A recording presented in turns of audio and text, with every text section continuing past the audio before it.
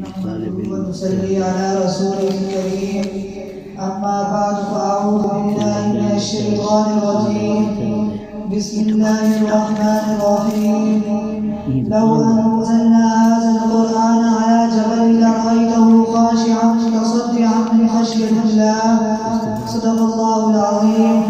وقال النبي صلى الله عليه وسلم خيركم من تعلم القرآن وعلمه أو كما قال عليه الصلاة والسلام.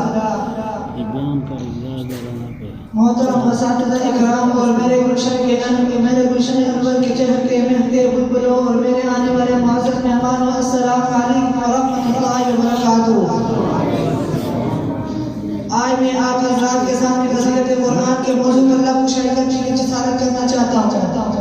سامعین اکرامی، قرآن مجید اللہ تعالیٰ کی وہ آخری کتاب ہے جس میں سابقہ تمام آسمانی کتابوں اور صحیفوں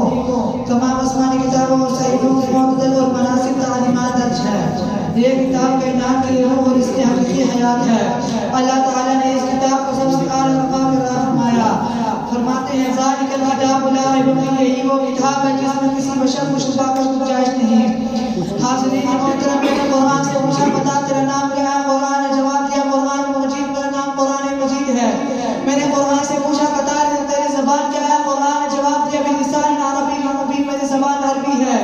میں نے قرآن سے پوچھا بتا تیری حفاظت کی کیا گارنٹی ہے؟ قرآن نے جواب دیا